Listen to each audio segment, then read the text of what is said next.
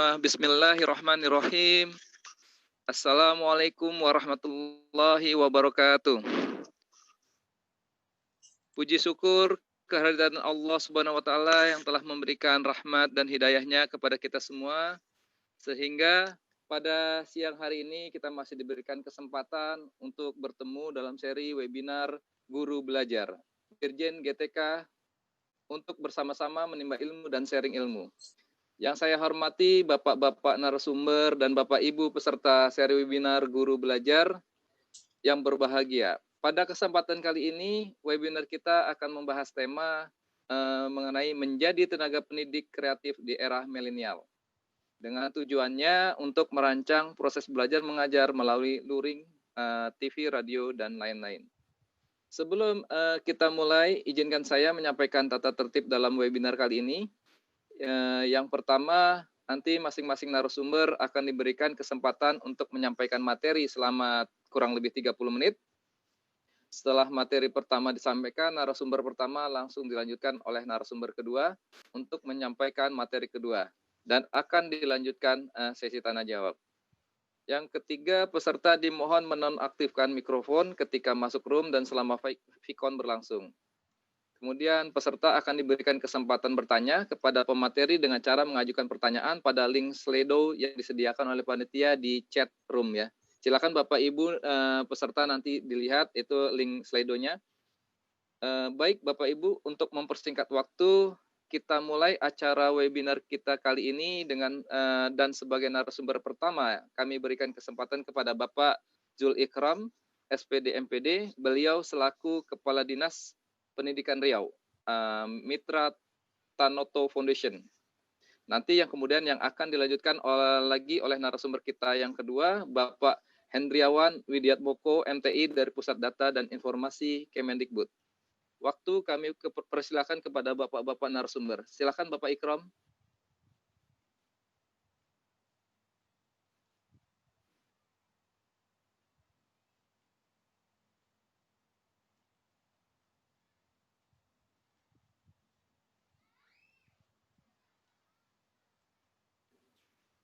Pak Ikram.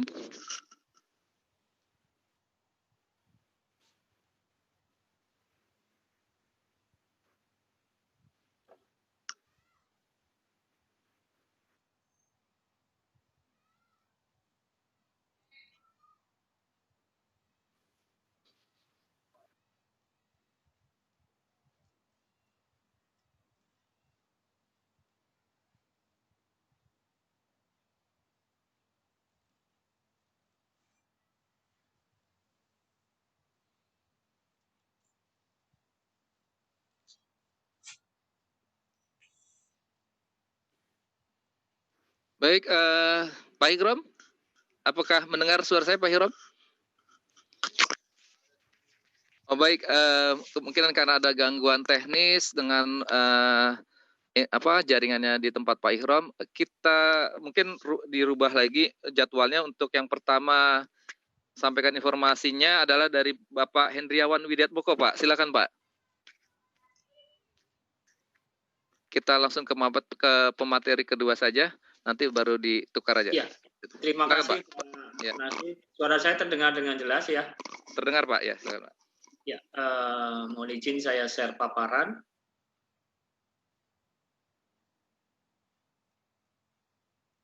Assalamualaikum warahmatullahi wabarakatuh. Salam sejahtera buat kita semua, Bapak Ibu sekalian. Om Swastiastu, Namo Buddhaya, salam kebajikan. Bapak Ibu semua, ini topik yang sangat menarik, menjadi tenaga pendidik kreatif di era milenial. Ini ada sedikit mungkin yang harus kita perhatikan. Ini konteksnya nanti era milenial ini kita tujukan untuk siapa yang akan kita sampaikan di sini, bahwa kemudian kalau kita sebut kita sebagai generasi milenial itu yang mana Bapak Ibu sekalian? Ini yang Bapak Ibu mungkin yang merasa generasi milenial boleh acungkan jempolnya.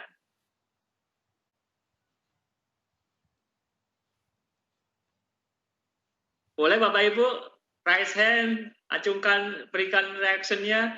Oke Bapak Ibu sekalian. Terima kasih Bapak Ibu sekalian, yang kita ketahui bersama, generasi milenial itu kan sebenarnya pada usia yang bisa dikatakan sekarang usia 25 sampai usia sekarang 45 mungkin. Itu yang mungkin sekarang bisa dikatakan generasi milenial.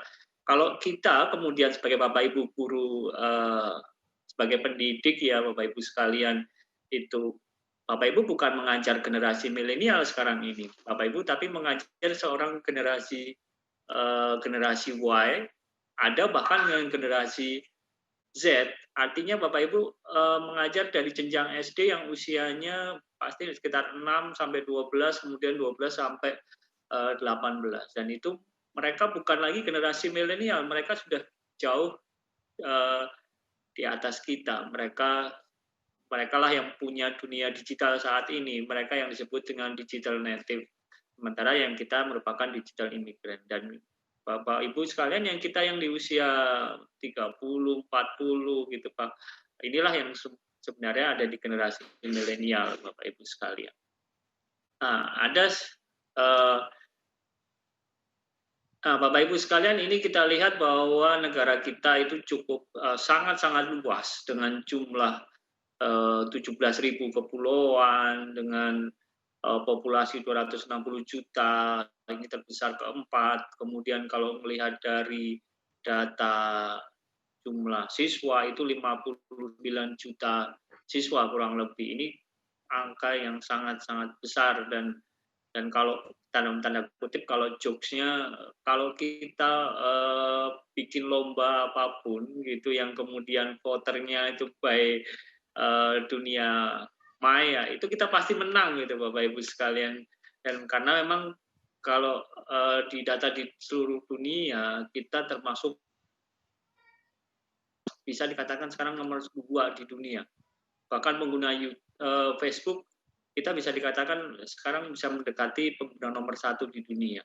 Dan itu menyatakan bahwa begitu besarnya negara kita dan begitu antusiasnya masyarakat dengan yang namanya teknologi, Bapak Ibu sekalian. Nah, tapi kita lihat, saya ini mengambil data bahwa hasil dari survei yang diadakan oleh Pusat Penelitian Kebijakan Kemendikbud, bahwa secara nasional ini pada saat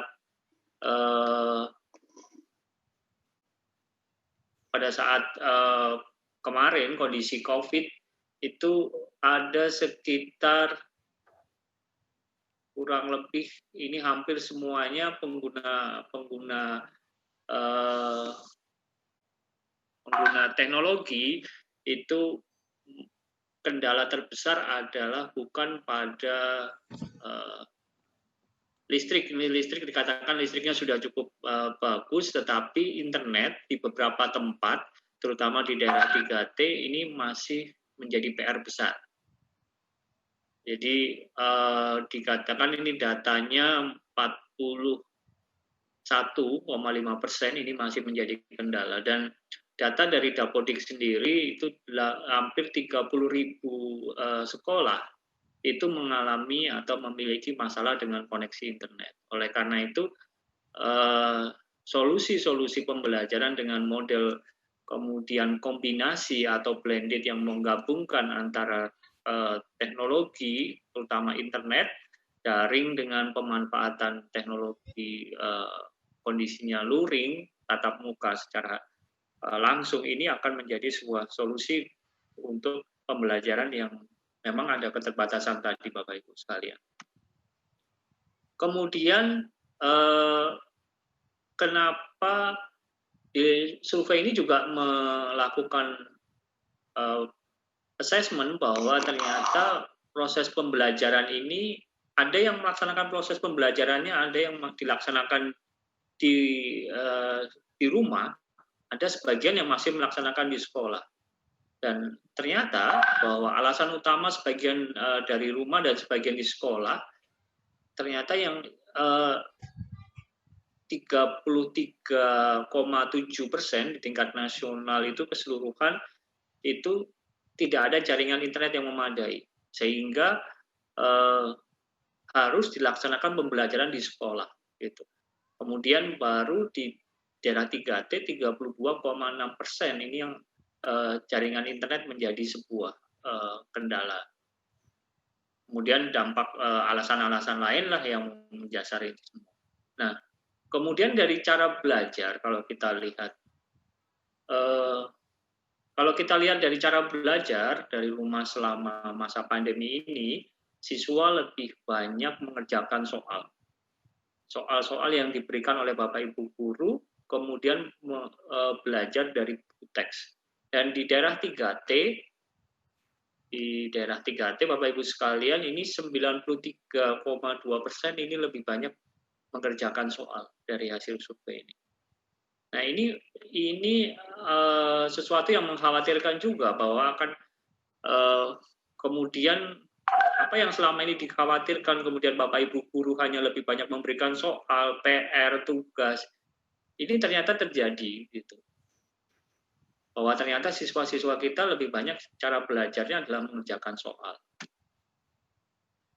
Nah, kemudian dari sisi jenjang kita lihat Bapak Ibu sekalian, ini di jenjang SD mengerjakan soal masih menjadi sesuatu hal yang tadi dominan. Kemudian SMP, SMA, dan SMK itu semua jenjang hampir merata bahwa dominasi selama belajar di rumah, gaya belajarnya adalah dari mengerjakan soal. Kemudian belajar dari TV itu menempati peringkat yang kedua. Ini yang kemudian sudah di-launching oleh Mas Menteri bahwa kita memberikan layanan belajar secara daring dan luring itu melalui beberapa aplikasi digital dan menggunakan TVRI. Nah, sebenarnya berapa lama sih dalam satu hari dari survei ini siswa-siswa kita melakukan proses pembelajaran? Ternyata mayoritas hanya 1,2 jam sehari. Itu baik dari jenjang SD, SMP, dan SMA, SMK agak lebih besar di 3-4 jam. Nah, kemudian kenapa tadi selama belajar dari rumah, apa sih yang diberikan dukungan oleh sekolah? Dan mayoritas mengatakan bahwa dukungan yang diberikan sekolah selama belajar dari rumah itu dari meminjamkan buku. Artinya ini sekolah memberikan pinjaman buku atau meminjamkan buku kepada siswa-siswa untuk dipelajari di rumah Bapak Ibu sekalian. Kemudian baru ada memberikan paket data. Ini sekolahnya baik sekali ini memberikan paket data kepada siswa-siswa untuk bisa belajar dari rumah. Kemudian ya Bapak Ibu sekalian, nah ini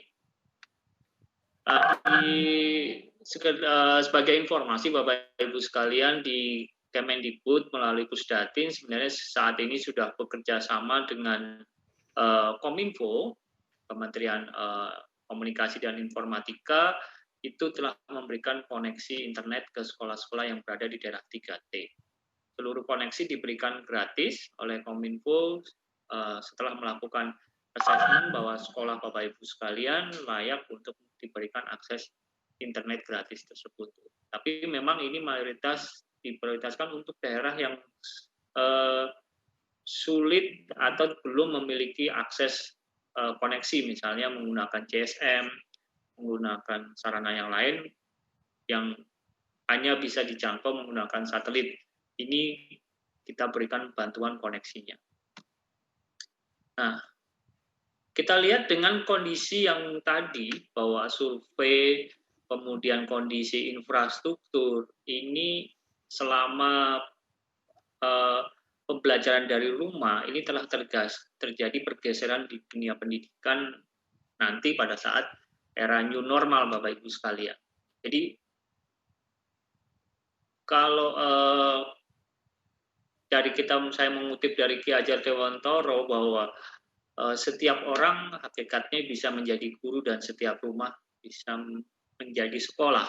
Itu yang kemudian harus sampaikan bahwa Mas Menteri juga menyampaikan harus ada merdeka belajar dan semua stakeholder harus terlibat di dalam proses pembelajaran.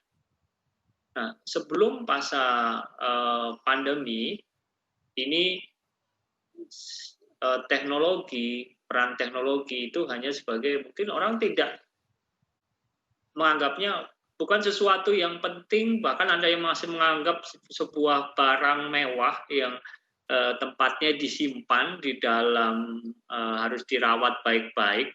Dan mohon maaf Bapak Ibu dari kami dari Pusdatin itu selama kemudian diberikan kesempatan untuk melakukan monef ke daerah atau ke sekolah yang diberikan bantuan, itu malah bantuannya disayang-sayang Bapak Ibu sekalian. Bantuannya disimpan di dalam kardus, ditaruh di gudang dengan rapi, hanya dikeluarkan saat mau ujian nasional, dan itu terjadi di beberapa sekolah. Dan ternyata terjadi pergeseran di masa pandemi, bahwa ternyata teknologi itu kemudian menjadi suatu hal yang mendukung dalam proses pembelajaran.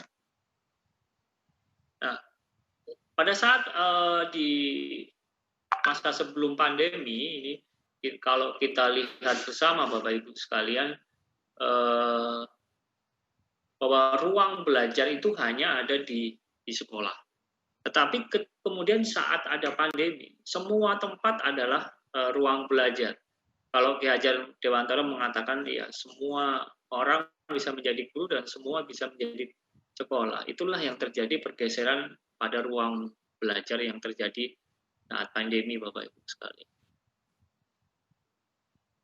Nah, sebelum pandemi, Bapak Ibu sekalian, Bapak Ibu guru berdiri di depan kelas, kemudian mengajarkan rumus matematika, menerangkan dengan bersemangat sekali Bapak Ibu sekalian kepada siswa-siswa, sehingga sampai siswa-siswa kita menguasai materi yang ingin kita sampaikan. Tetapi ketika saat pandemi, saat kondisi pandemi COVID ini semuanya bergeser, dan itu nanti tidak hanya mungkin kondisi ini akan terus bergerak, itu Bapak Ibu. Tidak hanya di masa saat pandemi, mungkin setelah pandemi selesai, ini peran orang tua dalam proses pembimbingan, proses belajar mengajar itu nanti akan menjadi hal yang penting, gitu Bapak Ibu. Dan inilah yang kemudian perlunya kolaborasi dan komunikasi yang baik antara guru dengan orang tua selaku pembimbing di rumah. Nah, ini yang terjadi saat sebelum pandemi, Bapak Ibu lah yang menjadi peran utama untuk mengajarkan kepada siswa-siswa bagaimana harus belajar, memberikan motivasi, memberikan menjadi inspirasi untuk siswa-siswa untuk mau semangat belajar. Tetapi saat pandemi, semuanya bergeser menjadi peran dari orang tua. Nah, saat sebelum pandemi, anak-anak mengerjakan tugas di sekolah, mengerjakan PR, tapi saat pandemi kita harus berubah. Proses belajarnya harus berubah menjadi project based learning. Menjadi anak-anak harus berusaha untuk mengerjakan project, mengerjakan materi-materi life skill, Bapak Ibu sekalian. Inilah yang terjadi pergeseran tadi, bahwa peran teknologi ini sebelum COVID dan new normal, ruang belajar, terjadi pergeseran, metode penyampaian, tanggung jawab, orientasi pengajaran, dan evaluasi pembelajarannya. Itulah yang kemudian pergeseran-pergeseran ini terjadi. Dan pergeseran ini bergeser dari peran guru, peran siswa, peran orang tua, ini mengalami perubahan. Peran guru yang tadinya harus mengajar, sekarang harus mempersiapkan Bapak Ibu sebagai seorang fasilitator, bukan lagi seorang guru yang menyampaikan materi. Nah, bagaimana kemudian pada kondisi adanya keterbatasan, adanya kendala mungkin dalam proses pembelajaran, artinya ada yang Bapak Ibu sekalian mengalami kondisi bahwa tidak memiliki akses terhadap koneksi internet yang baik, tidak memiliki akses pada jaringan yang memadai untuk dapat melakukan pembelajaran dengan maksimal Bapak Ibu sekalian. Nah, Mas Menteri itu sendiri sudah melaunching program belajar dari rumah yang dimulai tanggal 13 April 2020. Artinya 13 April ini dimulailah proses belajar dari rumah dengan melalui dari TVRI. Ini dikarenakan masih ada tadi cukup banyak 30.000 sekolah, belum siswa-siswa kita yang memiliki dampak dari tidak memiliki akses terhadap koneksi internet yang baik. Oleh karena itu, ini menjadi sebuah solusi TVRI ini untuk mendukung proses pembelajaran tadi, luring Bapak Ibu sekalian, atau offline yang kita tahu. Nah, dengan materi-materi belajarnya yang sudah dipersiapkan dari jenjang PAUD, SD, SMP, SMA, SMK, dan juga materi-materi kecakapan, skill, life skill yang dipandu oleh kemudian diberikan untuk mendukung proses belajar dari rumah ini, Bapak Ibu sekalian. Bapak Ibu sekalian, ini siapa yang suka nonton Trans TV, RCTI, Trans 7, Net TV, dan semua ketika proses belajar dari rumah ini luar biasa Bapak Ibu sekalian. TVRI menjadi satu-satunya stasiun yang favorit pada jam tayang pagi hari. Itu TVRI dengan siaran belajar dari rumahnya mampu mengalahkan seluruh stasiun televisi swasta dengan rating yang luar biasa, sangat-sangat luar biasa Bapak Ibu. Di 3T 34,4%. Kemudian non 3T 34%, secara nasional 34%. Menjadi stasiun TV yang paling sering ditonton. Kita lihat kalau dari survei, rating program belajar dari rumah, ini yang di-launching oleh Alse Nielsen, bahwa kemudian ternyata program belajar dari rumah yang ada di TVRI ratingnya ini mengalahkan semua program-program yang sudah ada sebelumnya, dan kita kenal bersama Bapak Ibu seperti Upin Ipin. Siapa tidak kenal Upin Ipin? Ya, Upin Ipin begitu peminatnya begitu banyak. Kemudian Kian Santang, kemudian ada Sound the Sick, tapi itu semua bergeser dan kalah dengan rating program belajar dari rumah yang sebagai sebuah solusi tadi mengatasi kendala jaringan untuk proses pembelajarannya. Tapi tidak berhenti di sini Bapak Ibu. Ini ada sebuah kendala lagi yang kemudian harus kita hadapi bersama dengan adanya belajar menggunakan TVRI. Nah, apa yang tadi kita lihat bersama bahwa rating sudah cukup tinggi dan semua orang, siswa-siswa kita banyak yang menonton siaran belajar dari rumah, tapi bagaimana kemudian kita mencoba mengemas belajar dari rumah ini menjadi sebuah sistem pembelajaran yang mendukung aktivitas yang kita buat Bapak Ibu sekalian. Kalau siswa hanya diberikan belajar, diminta untuk menonton televisi, selesai, apakah cukup selesai sampai di situ? Nah, inilah yang kemudian kita harus lihat bersama Bapak Ibu. Bapak Ibu sekalian kenal Bill Gates? Semua orang pasti mengenal Bill Gates. Ini pemilik dari Microsoft. Hampir semua laptop yang Bapak Ibu punya, PC yang Bapak Ibu pakai, itu menggunakan Windows, menggunakan sistem yang dibangun oleh Bill Gates dengan perusahaannya Microsoft. Ini mengatakan teknologi hanya sebuah alat. Bagaimana kemudian mengajarkan sesuatu, kemudian memotivasi, Bapak Ibu gurulah yang paling penting. Alat itu hanya yang bisa menggunakan hanya seorang guru, dan motivasi, keteladanan itu hanya bisa diberikan oleh seorang guru. Peran guru tidak akan pernah tergantikan dengan adanya perkembangan teknologi yang begitu besar. Dengan adanya artificial intelligence, apakah kemudian robot itu bisa mengajar materi, mengajar ilmu? Bisa robot mengajarkan itu. Tapi bagaimana dengan mengajarkan akhlak, moral, kemudian memberikan motivasi, memberikan inspirasi, tetap peran gurulah yang paling penting. Tetapi yang harus kita perhatikan bahwa peran guru, Bapak Ibu guru tadi dengan adanya pergeseran di masa COVID pun ada proses pergeseran yang peran guru harus mengalami perubahan.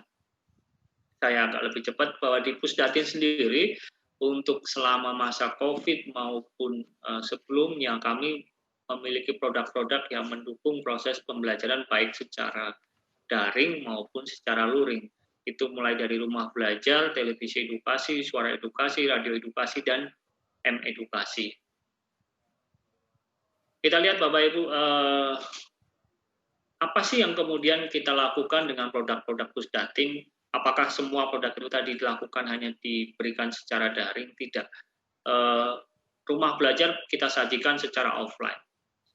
Televisi edukasi, konten-kontennya, konten-konten video yang ada yang Bapak Ibu bisa tonton lewat belajar dari rumah di TVRI, konten-kontennya juga Bapak Ibu bisa gunakan akses secara offline. Metodenya Bapak Ibu bisa download kontennya, kemudian di-share, ataupun Bapak Ibu bahkan bisa mendapatkan seluruh konten yang ada di rumah belajar ataupun televisi edukasi. Kalau selama di luar masa pandemi, konten ataupun yang ada di rumah belajar atau di TV edukasi dapat dimasukkan ke dalam server sekolah, kemudian di-share menggunakan hotspot di sekolah untuk bisa diakses oleh siswa. Nah, inilah kemudian kami mencoba untuk mendukung proses pembelajaran secara luring, Bapak Ibu sekalian. Tetapi tidak berhenti di sana. Tadi disampaikan oleh Bill Gates bahwa ini teknologi tadi hanya sebuah alat. Yang terpenting adalah Bapak Ibunya, bagaimana akan mengemas aktivitas yang kemudian bisa digunakan. Aktivitas-aktivitas yang bisa dirangkai untuk membantu proses pembelajarannya. Kami di Pusdatin mencoba untuk membuat model-model pembelajaran, bagaimana kemudian model-model pembelajaran team-based learning, project-based learning, discovery, blended, dan flipped classroom itu dimanfaatkan dengan metode secara daring maupun secara luring, Bapak Ibu sekalian. Kita lihat misalnya salah satu contoh ini. Nah, ini Bapak Ibu. Setelah kita pilih salah satu yang paling penting di sini, kalau saya mengambil dari kuadran yang proses pembelajaran, kuadran setting belajar, ada proses pembelajaran langsung, virtual sinkronus, kolaboratif, dan mandiri. Padahal kuadran 1-2, kuadran atas adalah kuadran proses pembelajaran secara sinkronus, di mana terjadi komunikasi langsung antara Bapak Ibu guru dengan siswa. Yang kuadran 1 adalah proses pembelajaran tatap muka. Yang kalau kita lihat di masa pandemi, ini tidak bisa kita lakukan. Yang kemudian kita lebih banyak melakukan proses pembelajaran secara tatap muka, tapi daring. Menggunakan fasilitas seperti Zoom, Webex, atau yang lain, Google Meet, itu bisa dilakukan dengan ini. Kemudian ada proses pembelajaran secara kolaboratif dan secara mandiri, Bapak Ibu sekalian. Secara mandiri, ini ada konten-konten bahan belajar yang sudah siap. Kita siapkan di dalam televisi edukasi, di dalam rumah belajar, konten-konten bahan belajar mandiri, berupa modul-modul belajar yang bisa digunakan untuk proses pembelajaran secara mandiri. Ini bisa melakukan. Kemudian proses pembelajaran kolaboratif, ini proses pembelajaran terbimbing. Kalau dengan menggunakan teknologi, ini bisa dilakukan dengan forum diskusi, WA, kemudian Telegram, ini bisa menjadi sebuah solusi. Kalau ada keterbatasan tadi, mungkin bandwidth-nya kurang, ini bisa menggunakan WA sebagai Telegram sebagai sebuah sarana untuk proses pembelajaran. Dan perlu Bapak Ibu ketahui, di rumah belajar sendiri, kami sudah menyiapkan modul-modul bahan belajar mandiri, itu yang kami kerjasama dengan bahkan dari Direktorat Kesetaraan juga punya modul-modul paket A, B, C yang dimana sudah di layout dengan format modul untuk bisa digunakan proses belajar mandiri. Kami juga bekerja sama dengan direktorat SMP terbuka dan yang mengurusi SMP terbuka dan SMA terbuka. Kami sudah menyiapkan modul-modul bahan belajar mandiri, termasuk di dalam rumah belajar sendiri ada video audio yang bisa kemudian dipakai secara offline. Artinya ini bisa mekanismenya konten atau modul tadi di print, dicetak, kemudian disebarluaskan kepada siswa yang memang tidak memiliki akses terhadap teknologi untuk bisa mempelajari secara mandiri. Dan ini bukan berarti kita kembali bahwa dulu rumah belajar dengan Pusdatin, Pustekomnya, kami merancang SMP terbuka kan memang kita rancang awal adalah berbasis modul cetak. Bukan kita kembali ke sana, tapi kita mencoba mengatasi adanya kendala-kendala yang ada tadi. Nah, dari model-model pembelajaran tadi yang sudah saya sebutkan, ada model pembelajaran flip classroom. Saya ingin mencontohkan. Jadi model pembelajaran flip classroom adalah proses pembelajaran yang kemudian membalik proses pembelajarannya. Siswa lebih banyak aktif karena harus belajar sendiri dari membaca modul ataupun menonton video, kemudian membuat rangkuman praktikum. Ini dilakukan semua di rumah, baik di dalam menggunakan jaringan maupun menggunakan luar jaringan. Kemudian setelah itu dilakukan proses diskusi, baik kalau dalam jaringan bisa menggunakan kelas maya kalau di rumah belajar, ataupun menggunakan grup WA, Telegram, itu bisa dilakukan. Karena WA dan Telegram sekarang sudah begitu banyak orang merancang WA dan Telegram sebagai sebuah sarana pembelajaran online. Nah, di samping itu untuk mengatasi kendala rumah belajar dengan duta-duta rumah belajar yang ada di setiap provinsi, itu kami bekerja sama dengan TVRI lokal maupun Radio RRI, itu memberikan materi pembelajaran berbasis televisi dan radio. Ini dilakukan siaran di TVRI lokal maupun di RRI supaya mengatasi tadi yang memiliki kendala terhadap jaringan. Nah, ini beberapa aktivitas yang dilakukan, Bapak Ibu sekalian. Nah, apa sih yang kemudian harus kita persiapkan untuk Bapak Ibu menjadi seorang guru yang aktif, kreatif, walaupun tadi ada kendala jaringan, ada kendala koneksi. Bapak Ibu harus mempersiapkan memfasilitasi pelaksanaan pembelajaran. Bapak Ibu harus merancang proses pembelajarannya. Tadi saya sampaikan bukan pada teknologinya, bukan pada ini, tapi Bapak Ibu mencoba merancang aktivitasnya apa, seperti apa yang akan Bapak Ibu berikan kepada siswa-siswa. Kemudian menyediakan konten bahan belajar mandiri. Kalau berbasis digital bisa konten digital, tapi yang kalau tidak termediasi digital berarti bisa menggunakan bahan cetak atau yang lain. Dan di beberapa Bapak Ibu yang sharing kemudian memberikan konten-konten bahan belajar ini kepada siswa-siswa yang ada di rumah. Kemudian inovasi model pembelajaran sesuai dengan kebutuhan. Kalau tadi saya menyebutkan ada project-based learning, flip classroom, kemudian blended learning, itu adalah proses pembelajaran yang mungkin kita sudah ketahui bersama, tapi yang tahu bagaimana model pembelajaran yang tepat untuk anak didik kita sesuai dengan karakter dari anak didik kita, itu adalah Bapak Ibu semua sebagai Bapak Ibu, seorang guru, Bapak Ibu yang tahu bagaimana model pembelajaran yang pas.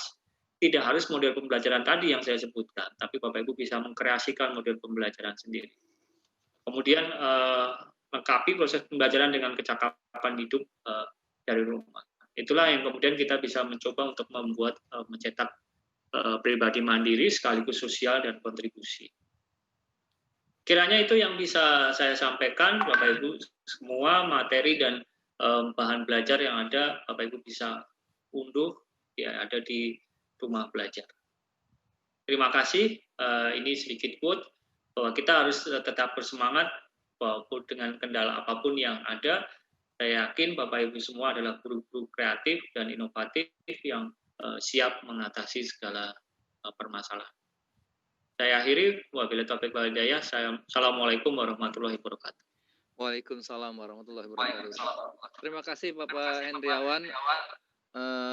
Ini untuk Pak Ikram, apakah Pak Zulikram apakah sudah bergabung Pak? Halo Pak Zulikram.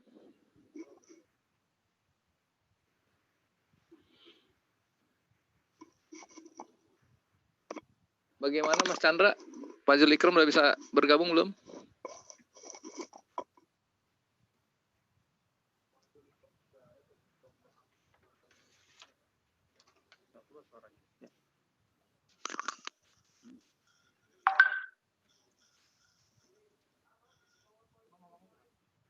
Halo Bapak. Halo Pak. Ya. Oh ya, sudah clear ya Pak ya suaranya ya Pak. Sudah clear Pak. Ya, silakan Pak. Kita langsung aja masuk ke materi yang kedua Pak. Silakan Pak. Oh, terima kasih host yang sudah memberikan kesempatan pada kami dalam acara webinar yang kita lakukan pada siang menjelang petang ini. Mudah-mudahan kita mohon kepada Allah Subhanahu wa taala, Tuhan yang Maha Kuasa, acara ini dapat terselenggara dengan baik dari awal hingga akhirnya nanti. Amin. Terima kasih nih pada rekan-rekan pelaksana dan tim inisiasi untuk melaksanakan kegiatan webinar ini, dan merupakan sebuah kehormatan bagi kami Pak di Provinsi Riau. Kami mendapatkan kehormatan untuk menyampaikan tentang konsep-konsep pembelajaran jarak jauh yang barangkali dimungkinkan untuk kita lakukan di provinsi kita dalam rangka menjembatani kebutuhan belajar yang dihadapi, yang masih menemukan beberapa kesulitan yang terjadi di era pandemi COVID-19 ini. Bapak dan Ibu yang saya hormati, rekan-rekan pelaksana tadi yang sudah saya sampaikan di awal, teristimewa nih pada Bapak dan Ibu, rekan-rekan guru yang sudah bergabung pada kegiatan Zoom meeting kita pada hari ini. Kami mohon izin Pak untuk menyampaikan beberapa hal yang kami coba rancang, khususnya di Provinsi Riau, dalam rangka menjembatani kebutuhan-kebutuhan belajar dan mengatasi kesulitan-kesulitan belajar yang kita rasakan bersama di saat pandemi COVID-19 ini. Izinkan kami berbagi, kurang lebihnya kami akan menyampaikan konsep pembelajaran jarak jauh Pak yang kami akan lakukan, yang kami sudah lakukan di Provinsi Riau terkait dengan konsep belajar PJJ yang barangkali nanti dapat membantu rekan-rekan guru yang mengalami kesulitan belajar yang tadi sudah kami sampaikan. Dapat kami sampaikan Pak, di Provinsi Riau ini ada 12 kabupaten kota Pak, yang terdiri dari kawasan pesisir dan berbatasan langsung di negara jiran kita, Malaysia, kemudian Singapura. Nah, lalu di sebahagian wilayahnya ada juga yang disebut dengan Riau Daratan, Pak. Jadi kami mencoba untuk merancang bersama dengan teman-teman dari LPMP Provinsi Riau, kemudian bekerja sama juga dengan Tanoto Foundation dalam rangka menjembatani kesulitan-kesulitan belajar yang barangkali dirasakan oleh baik itu guru maupun siswa dan siswi kita di beberapa wilayah yang tadi saya sudah sampaikan. Dapat kami sampaikan Bapak dan Ibu, kurang lebihnya tahapan-tahapan yang akan kami lalui dalam rangka mempersiapkan pembelajaran jarak jauh bagi kami untuk kami di Dinas Pendidikan Provinsi Riau, yang nanti barangkali bermanfaat untuk kabupaten kota yang ada di Provinsi Riau. Kami mengawali dengan data Pak Bu. Jadi data yang kami impun adalah melihat secara real kondisi ketersediaan akses internet yang ada di sekolah Pak. Tadi kami sudah sampaikan di awal, ternyata karena memang kami ini, Provinsi Riau ini berada di kawasan pesisir, masih ada beberapa sekolah kita yang kondisi ketersediaan internet itu masih sangat terbatas Pak. Ini linear dengan yang disampaikan oleh Pak Hendriawan tadi, memang itu kondisi existing kita hari ini di lapangan. Lalu kami kuatkan data ini melalui survei pelaksanaan belajar di rumah di awal pandemi. Kalau tidak salah kemarin kita di Provinsi Riau itu sudah mulai dari bulan Maret, Pak. Dari bulan Maret, nah dari bulan Maret kita sudah sesuai dengan arahan Pak Menteri, nah kita sudah melaksanakan pembelajaran di rumah dengan berbagai konsep pada waktu itu yang masih butuh perbaikan dan perbaikan. Lalu ada regulasi Pak Bu, yang kami coba tuangkan dalam rangka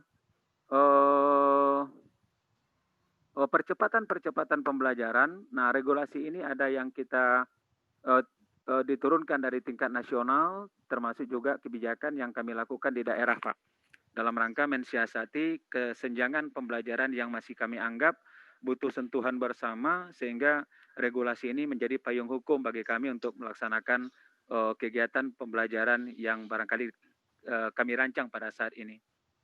Lalu di sana kami juga menyampaikan penentuan target peserta belajar, Pak. Dan ini dengan target capaian peserta belajar ini hanya dapat dilaksanakan bila target peserta kegiatan PJJ-nya telah ditentukan. Nah, ini juga masih menjadi kendala Pak bagi kami di Provinsi Riau, karena target belajar peserta didik di masa pandemi ini nyaris memang tidak kita dapat lakukan pengukurannya secara target capaian kurikulum. Dan ini juga senafas dengan apa yang disampaikan oleh Pak Menteri, untuk saat ini kita memang keluar dari target itu, tetapi kita tetap mengatakan koridor pembelajaran itu tetap kita lakukan sesuai dengan alur-alur pembelajaran yang ada di kurikulum. Lalu yang berikut adalah menentukan konsep pembelajaran jarak jauh, Pak.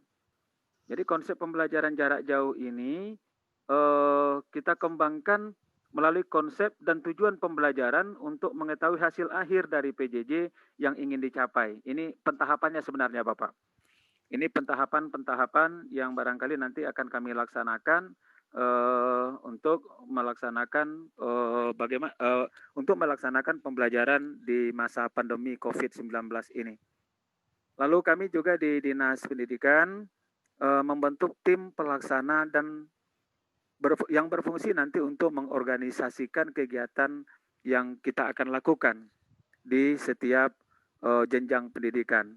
Nah, mungkin lebih fokus ini pada jenjang pendidikan sekolah SMA dan SMK, karena memang kita hari ini sudah diberikan pembagian kewenangan untuk SMA dan SMK itu ada kewenangannya dari provinsi, kemudian kabupaten kota itu kewenangannya untuk mengurusi SMP dan jenjang pendidikan SMP dan jenjang pendidikan sekolah dasar.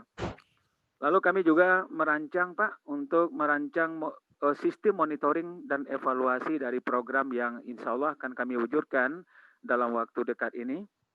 Nah, monitoring dan evaluasi ini dilaksanakan untuk mengetahui output dari PJJ dan target capaian peserta sesuai dengan standar kelulusan kompetensi yang diinginkan. Jadi tetap rujukannya adalah kurikulum pembelajaran, Pak. Ini yang kami coba rancang dalam rangka melaksanakan pembelajaran yang kita laksanakan di masa pandemi ini. Lalu barangkali nanti di akhir akan diikuti dengan anggaran, Pak. Kami akan mencoba untuk melakukan penyusunan anggaran terkait dengan pemenuhan kebutuhan yang barangkali dibutuhkan untuk penguatan sistem tata kelola dari rancangan pembelajaran jarak jauh yang insya Allah kami akan lakukan di Provinsi Riau. Ini peta kondisi, Pak. Mohon izin slide-nya mungkin, Bapak. Ya. Ini peta kondisi yang terjadi hari ini di Provinsi Riau, bahwasanya berdasarkan ketersediaan akses jaringan yang tadi sudah kita bicarakan di awal, untuk jaringan internet di Provinsi Riau masih lebih dominan Pak persentasenya. Jadi di Provinsi Riau itu ada sekitar 50% atau sekitar 3.341 titik sekolah kita yang belum teraliri oleh jaringan internet. Maaf, salah, yang memiliki jaringan internet. Lalu sekitar 40% diantaranya itu yang tidak memiliki jaringan internet, Pak. Karena memang kawasan Provinsi Riau seperti yang kami sampaikan di awal, kita berada di daerah pesisir yang kadangkala memang di beberapa titik itu justru lebih banyak siaran dari luar negeri seperti Malaysia dan Singapura yang dapat, Pak, atau kalau kita memberikan ilustrasi dalam channel TV misalkan, dibanding dengan channel-channel yang kita biasa nampak atau yang biasa lihat secara nasional. Ini kondisi yang terjadi. Ini sumber datanya kita ambil dari Dapomat Kemdikbud yang kita unduh pada tanggal 1 bulan 7 tahun 2020, Pak. Lalu kami masuk untuk survei penggunaan media daringnya, Pak. Nah, jadi dari survei penggunaan media daring selama belajar di rumah di Provinsi Riau, kami mendapatkan beberapa data yang disupport oleh teman-teman kita di LPMP Provinsi Riau. Nah, ternyata ada dari 6.892 orang responden, dan kami bagi itu menjadi 12 kabupaten kota di Riau yang mengisi yang melakukan pengisian instrumen penjaringan data tersebut. Didapat angka ada satu kabupaten kami, Pak, di Provinsi Riau yang memiliki tingkat penggunaan media daring yang paling tinggi, yaitu di Kabupaten Rokan Hulu, Pak. Jadi Rokan Hulu ini berada di daratan dan memang kami melihat secara faktual koneksi jaringan internet dan seterusnya itu sudah cukup lumayan bagus karena berada di daratan barangkali ya, Pak, Bapak dan Ibu, sehingga penggunaan media daring ini lebih banyak digunakan di sana. Lalu yang terendah di sini ada di Kepulauan Meranti, Pak. Seperti yang saya katakan di awal tadi, Kepulauan Meranti ini berbatasan langsung dengan negara jiran kita, Pak. Karena berada di daerah pesisir, kita juga mendapatkan angka yang paling kecil di sini, Pak, dalam rangka penggunaan media daring yang dilakukan surveinya oleh teman-teman yang ada di LPMP. Ini kondisi kita hari ini, Bapak dan Ibu, di Provinsi Riau. Lalu, kalau kita melihat responden berdasarkan dari jenjang pendidikan, ini masih data yang kita kutip dari LPMP Provinsi Riau. Next barangkali, Pak, izin. Mohon izin, Pak, di next barangkali, Bapak. Ya, responden berdasarkan jenjang pendidikan di Provinsi Riau, ini masih sumber data dari LPMP Provinsi Riau, Bapak dan Ibu. Untuk jenjang SD itu, persentase penggunaan media daringnya itu masih di angka 28%, Pak. Jadi data survei kami itu kurang dari 6.000 sekian tadi itu kurang lebih 1.915 diantaranya anak-anak kita di jenjang pendidikan sekolah dasar ini dapat memanfaatkan fasilitas jaringan untuk kebutuhan pembelajaran dengan metode daring. Lalu untuk SMP ini masih kisaran sebanyak 18%. Kemudian untuk jenjang SMA sudah cukup lumayan bagus di angka 30%. Lalu untuk SMK angkanya di 24%, Pak. Ini yang kita ambil dari data survei yang dikeluarkan oleh teman-teman dari Lembaga Penjaminan Mutu Pendidikan di Provinsi Riau. Kemudian kita melihat manajemen kelas daringnya, Pak. Dari sekian banyak fasilitas belajar yang dimungkinkan digunakan oleh peserta didik kita, Bapak dan Ibu, kami menemukan dari hasil survei juga sebanyak 1.227 siswa kita lebih banyak menggunakan Google Classroom sebagai media pembelajaran, Pak. Ini dari data yang kami bisa dapat. Kemudian di bawahnya baru dengan menggunakan media WhatsApp itu sebanyak 665 peserta didik. Ada yang mengunjungi rumah belajar itu sebanyak 68 peserta didik. Kemudian ada yang sudah mampu untuk mengembangkan sendiri, ini sebanyak 55. Kemudian dengan menggunakan kuis sebanyak 32 orang. jumlah responden yang mengisi survei ini itu sebanyak 2.047 yang dilakukan secara daring juga untuk kuesioner ini. Lalu saya juga ingin menyampaikan dari sisi aplikasi Bapak Ibu. Mohon izin Pak, tolong di next slide-nya Pak. Ya. Next lagi Bapak. Oke. Saya masuk ke aplikasi live meeting yang lebih banyak digunakan untuk anak-anak kita sewaktu melaksanakan pembelajaran di rumah, itu masih didominasi oleh WhatsApp Bapak dan Ibu. Itu kondisi kami di Provinsi Riau. Lalu di bawahnya ada Google Classroom, Zoom, kemudian Web Express, Rumah Belajar, dan seterusnya. Nah ini dari sisi aplikasi. Maka 50% responden itu menggunakan WhatsApp sebagai aplikasi live meetingnya Bapak dan Ibu. Ini juga data yang kita kutip dari LPMP Provinsi Riau. Kemudian aplikasi ujian yang banyak digunakan oleh anak-anak kita dari survei yang kami lakukan terhadap 2047 siswa. 2047 siswa. Nah, ternyata memang masih menggunakan aplikasi ujian daring yang banyak digunakan itu adalah Google Form. Nah, jadi Google Form itu diminati atau dikunjungi oleh 1023 siswa. Lalu Google Classroom sekitar 606 tadi dan seterusnya untuk mohon maaf di next Bapak. Ya. Kemudian Google Form, kemudian ada quiz, kemudian ada WhatsApp dan seterusnya dan seterusnya. Nah, ternyata Google Form untuk aplikasi ujian yang banyak digunakan oleh guru dan siswa kita, Google Form merupakan akses terbanyak atau media yang terbanyak digunakan oleh siswa kita ketika melaksanakan ujian secara daring. Next, Bapak. Ya.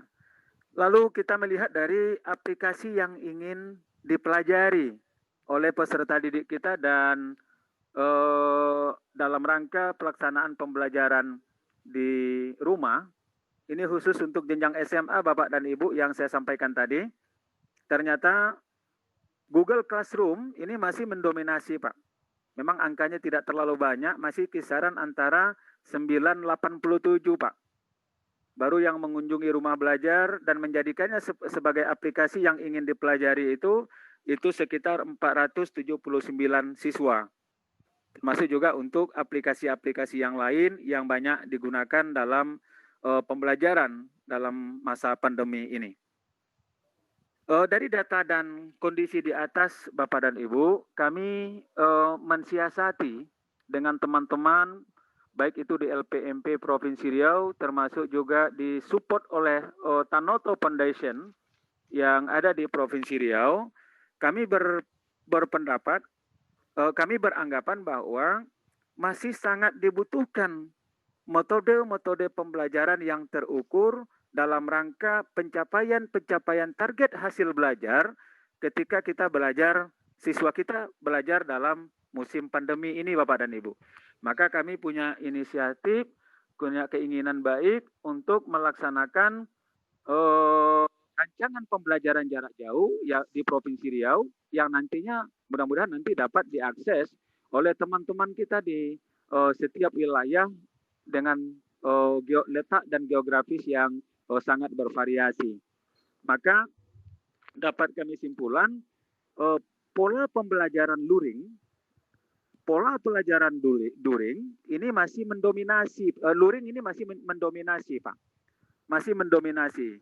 Maka kami beranggapan pola luring nanti ini dapat kami gunakan untuk salah satu sarana pembelajaran di masa pandemi ini dan nanti mudah-mudahan nanti dapat diakses oleh kawan-kawan guru di setiap satuan pendidikan. Ya syukur-syukur nanti sampai ke jenjang pendidikan sekolah dasar dan sekolah SMP yang ada di kabupaten kota dengan sistem atau rumah yang kami sedang rancang Pak pada hari ini. Ini sama sebenarnya seperti yang disampaikan oleh Pak Hendriawan tadi, kita merancang namanya juga rumah belajar, Pak. Rumah belajar yang nanti dapat dikunjungi oleh baik itu siswa maupun baik itu peserta didik maupun guru, termasuk juga yang lain-lain, dalam rangka menjembatani kebutuhan belajar yang kita pandang masih menemukan persoalan-persoalan di era pandemi ini. Nah, kesimpulan yang dapat kami tarik, Pak, dari uraian data yang kami sampaikan tadi, ternyata memang dari sisi koneksi, masih ada sekolah kita di Provinsi Riau ini yang belum memiliki akses internet, Pak. Nah, salah satu pemicunya itu adalah letak geografis barangkali, Pak, yang masih sangat jauh dari jarak jangkau untuk fasilitas internet ini. Lalu dari sistem digitalnya, kami menyampaikan, kami melihat masih terbatasnya keterampilan kawan-kawan guru kita, Bapak dan Ibu, termasuk juga siswa, untuk memanfaatkan perangkat digital ini sebagai kebutuhan pembelajaran di masa pandemi ini. Jadi ini kalau saya katakan masih butuh supporting dari banyak titik, sehingga semangat teman-teman guru dan siswa ini dapat kita pacu dan dapat memanfaatkan perangkat digital ini sebagai salah satu media untuk melaksanakan pembelajaran di masa pandemi ini. Lalu kami juga ingin menyampaikan, Pak, karena memang ke Provinsi Riau juga langganan dari kebakaran hutan dan lahan, Pak. Ya, kita bermohon pada Allah Subhanahu wa taala, Tuhan yang Maha Kuasa, kalau dapat tahun ini dijauhkan Tuhanlah hendaknya untuk musibah ini. Tapi ketika kita bicara pembelajaran berbasis digital, lalu kita hubungkan dengan kondisi yang tadi saya sudah sampaikan di awal, maka rancangan pembelajaran ini ya kita berharap dapat dipergunakan secara sustainable, Pak, secara berkelanjutan, Bapak dan Ibu. Maka rancangan ini ya tidak hanya di masa pandemi, tapi sama seperti yang disampaikan oleh Pak Hendriawan di awal, termasuk juga untuk menyikapi musibah-musibah yang lain, syukur-syukur nanti dijauhkan oleh Allah Subhanahu wa taala dan menjemput pembelajaran abad 21 yang barangkali juga sudah harus kita pikirkan secara bersama-sama dengan 4.0-nya, Pak. Ini yang penting juga untuk kami sampaikan. Lalu dari sisi interaksi, pembelajaran yang dilakukan oleh teman-teman guru kita bersama anak-anak kita di rumah, ini kami memandang masih belum interaktif, Pak. Karena betul banyak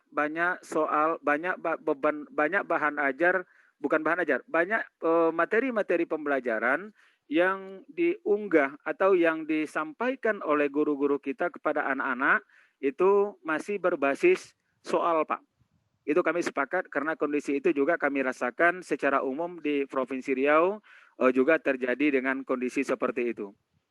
Lalu dari sisi kurikulum, kami memandang belum seragamnya pemahaman guru terhadap ketuntasan kurikulum, Pak.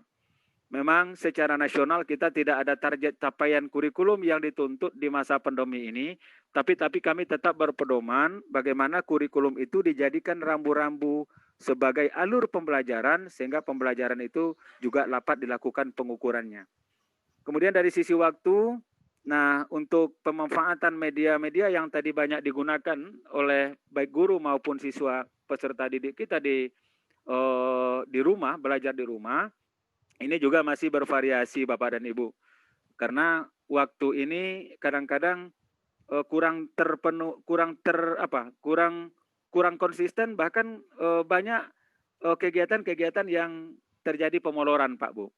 Jadi dari sisi waktu, dari hasil survei yang kami sampaikan di awal, polanya keadaannya seperti itu ketika kita membelajarkan anak di kelas maya, Pak.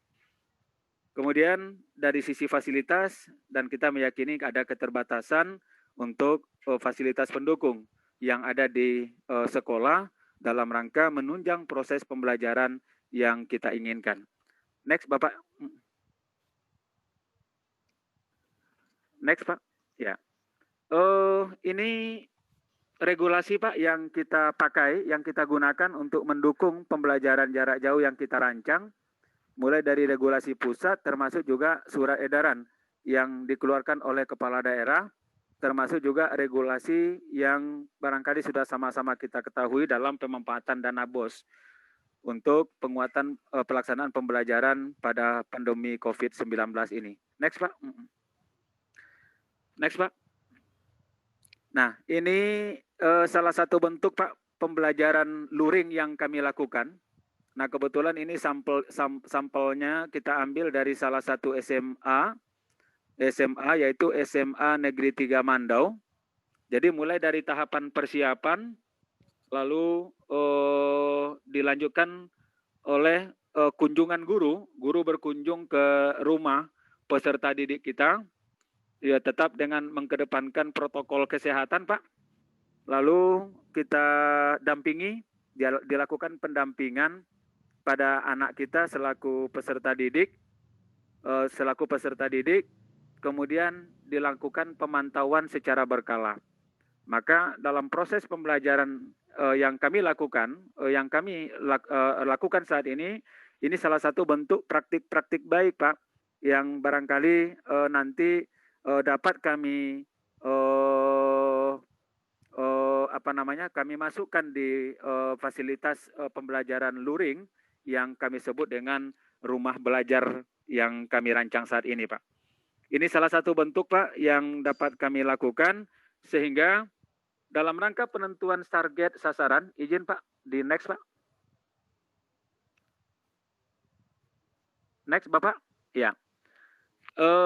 Dalam rangka penentuan sasaran dan target serta program pembelajaran jarak jauh, berikut adalah beberapa sasaran target peserta pembelajaran jarak jauh yang potensial dan mampu mendapatkan manfaat dari PJJ, Pak. Jadi ada beberapa perencanaan dan diawali dengan partisipasi dari seluruh warga sekolah melalui kepala sekolah, Pak. Kemudian ada pengawas dan penilik sekolah. Pengawas barangkali untuk jenjang pendidikan SMA dan SMK. Penilik ini kami mencoba nanti juga menyasar bekerja sama dengan Tanoto Foundation untuk jenjang pendidikan yang dikelola oleh kabupaten kota dalam bentuk kontribusi pembelajaran yang barangkali nanti bisa dilakukan secara simbiosis mutualis, Pak. Karena beberapa titik di Provinsi Riau sudah memiliki website atau mungkin kode akun dan login. Nah, ini barangkali nanti bisa kami lakukan untuk mengelingkan antara perangkat yang kita miliki dengan yang ada di kabupaten kota, Pak. Niatnya sampai ke sana, Pak Hendriawan. Kemudian ada pengawas penilik dan orang tua, Pak, di sana, Pak. Jadi memang ini penting. Ada beberapa kendala barangkali secara faktual terjadi di ketika anak melaksanakan pembelajaran di rumah. Peran orang tua di sini akan menjadi penting, Bapak dan Ibu. Karena tidak mungkin pembelajaran itu dilakukan tanpa pengawasan. Maka kami mengajak pada teman-teman dalam beberapa kegiatan diklat berbasis virtual, orang tua di sini juga menjadi penting. Memang ada di lain pihak mengatakan anak-anak kita di jenjang SMA dan SMK itu agak sulit kalau kita lakukan pengawasan seperti anak-anak kita yang berada di bawahnya, SMP dan SD misalkan. Tapi ini dapat kita lakukan dengan berbagai pendekatan, Pak. Intinya pembelajaran di rumah itu sangat membutuhkan pengawasan dari orang tua. Maka konsep yang kita ingin lakukan itu adalah pola pembelajaran jarak jauh dan diperuntukkan baik itu bagi guru termasuk juga bagi siswa yang nanti dapat melaksanakan mengunggah atau mendownload dan seterusnya dari fitur-fitur yang barangkali bisa kami sampaikan di portal pembelajaran yang akan kami rakit. Sasarannya memang untuk tahap awal kita di SMA dan SMK dulu, Pak. Lalu untuk guru ini memang kita sasar dulu untuk guru SMK dan SMA juga sesuai dengan kewenangan. Baru nanti kita bicara manfaat dan kita berharap semakin banyak semakin banyak peserta didik dan warga sekolah kita yang mendapatkan nilai manfaat dari ini dan kita yakini itu memang betul-betul betul-betul mengurai persoalan-persoalan pembelajaran. Kami yakin rancangan yang kami buat ini insya Allah akan memiliki nilai manfaat yang lebih banyak, Bapak. Ini konsepnya, mohon izin Pak, next. Oke, nah ini konsep pembelajaran yang kami rancang Bapak Ibu. Konsep pembelajaran berbasis teknologi informasi di Provinsi Riau. Dan ini diawali dengan penyediaan fasilitas. Kebetulan kita memiliki perangkat IT pendukung, fasilitas pendukung, baik itu internet, portal pembelajaran, website, kuota, dan seterusnya. Lalu media pembelajaran. Media pembelajaran ini dilakukan untuk membuat skema, Pak. Termasuk juga model-model pembelajaran yang nanti akan lebih banyak mengedepankan peran tugas dari guru dan pengawas kita secara daring maupun luring, Pak. Nah, ini yang kami rancang dan kita akan optimalkan peran pengawas kita di satuan pendidikan, termasuk juga peran dari kepala sekolah, guru yang sudah kita berikan sertifikat sebagai guru dan kepala sekolah berprestasi, termasuk juga pengawas berprestasi, Bapak dan Ibu. Ini yang kami rancang untuk melakukan atau mendirect pembelajaran ini ke kawan-kawan guru kita di sekolah, termasuk juga untuk merancang praktik-praktik baik yang nanti akan dapat kita terima atau kita dapatkan dari kawan-kawan guru kita di sekolah untuk dapat diunggah pada rumah belajar yang kita sudah sediakan. Kemudian peningkatan kapasitas ini akan kita lakukan secara sustainable Bapak Ibu. Kemudian media interaksi yang kami gunakan barangkali nanti ada beberapa bentuk media dalam rangka mendorong guru untuk menggunakan media komunikasi, media sosial dengan berbagai sarana pembelajaran yang lebih interaktif. Nah, salah satunya mungkin bisa melalui YouTube atau mungkin melalui live streaming yang nanti akan bisa menyampaikan pesan-pesan baik dalam rangka pembelajaran yang kita inginkan. Lalu sosialisasi ini menjadi penting Bapak dan Ibu. Kita merujuk kepada SE Mendikbud nomor 4 2020 tentang pelaksanaan pendidikan di masa pandemi.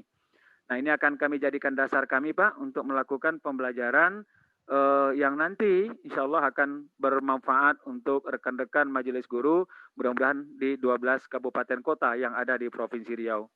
Nah, lalu terakhir kita akan simpul dengan monitoring dan evaluasi, Pak. Jadi ini rangkaiannya, maka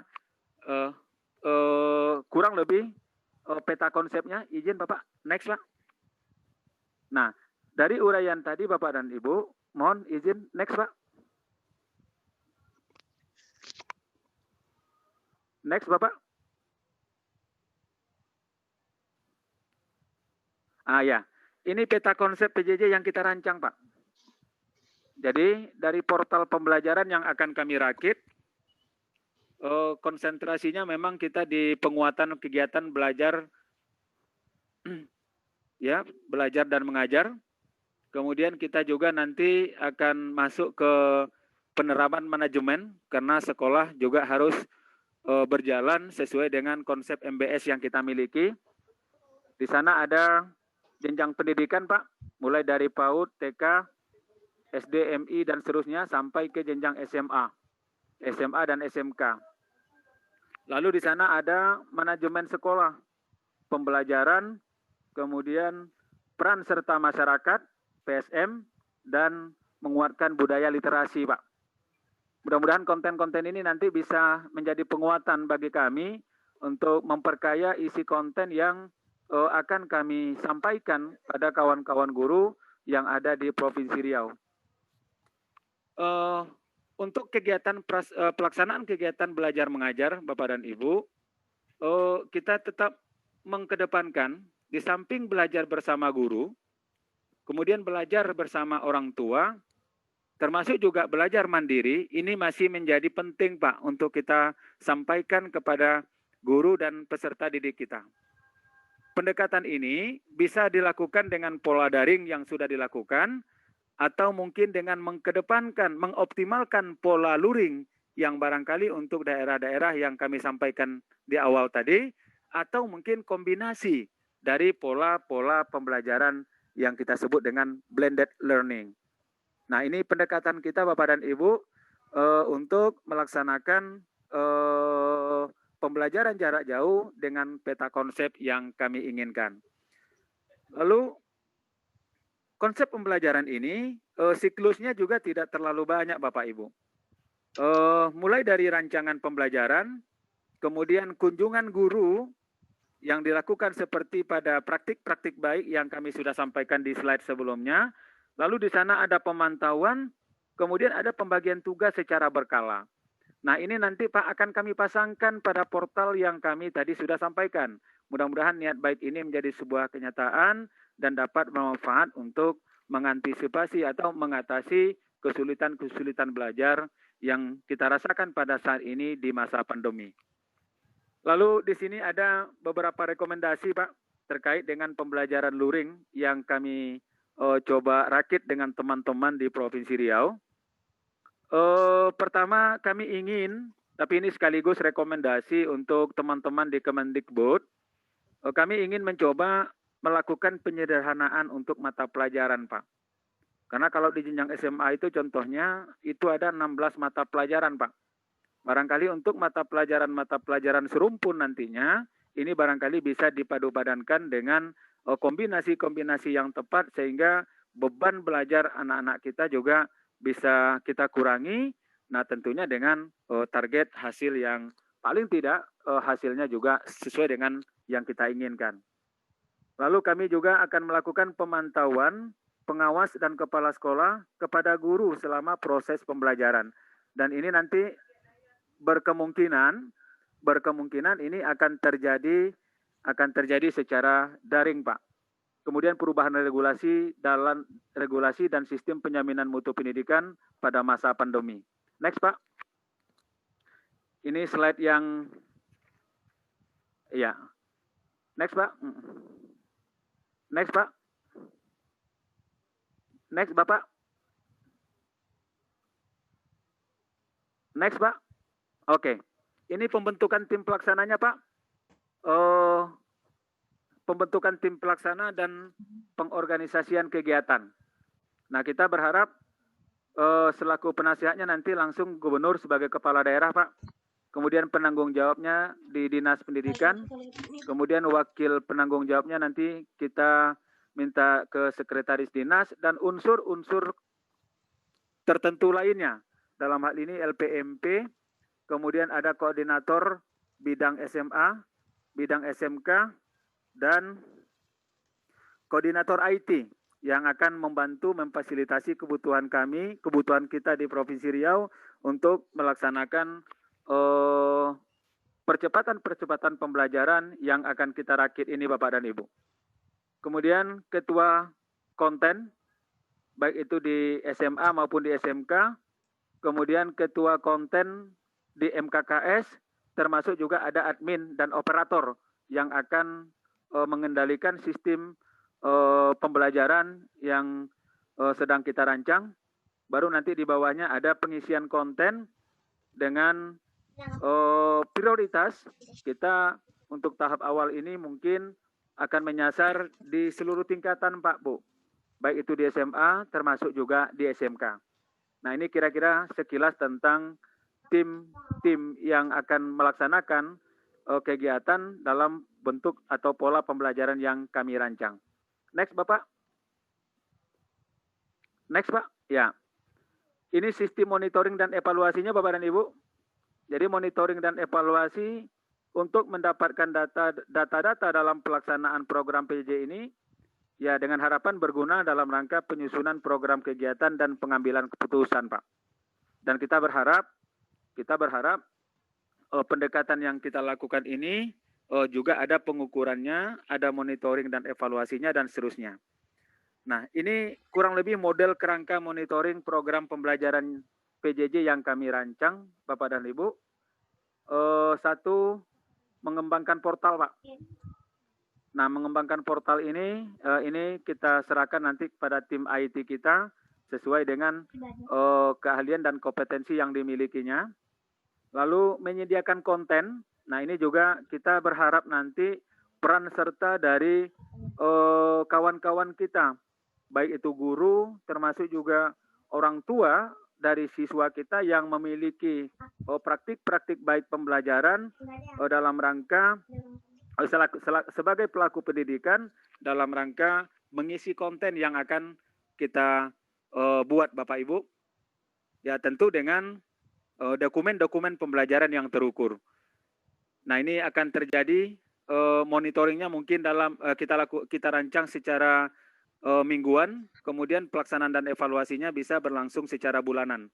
Nah ini mungkin Bapak dan Ibu, karena waktu kita sudah amat pendek, kami tidak akan bacakan secara keseluruhan bentuk bagan-bagan yang sedang kami rakit pada saat ini di Provinsi Riau.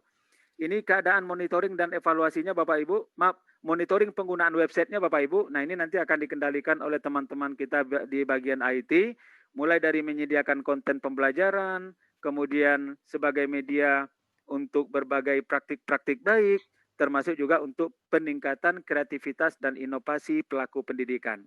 Ini Pak kerangka besar dari rancangan yang kami coba pikirkan dalam rangka melakukan rancangan kegiatan ya dalam rangka untuk secara bertahap dapat nanti mengurai persoalan-persoalan pembelajaran ya terutama pembelajaran yang kita rasakan saat ini yang masih dalam kondisi pandemi COVID-19. Demikian Bapak dan Ibu, terima kasih atas perhatian Ibu dan Bapak semua. Kurang lebih kami mohon maaf, kami sudahi dengan billahi taufiq wa hidayah.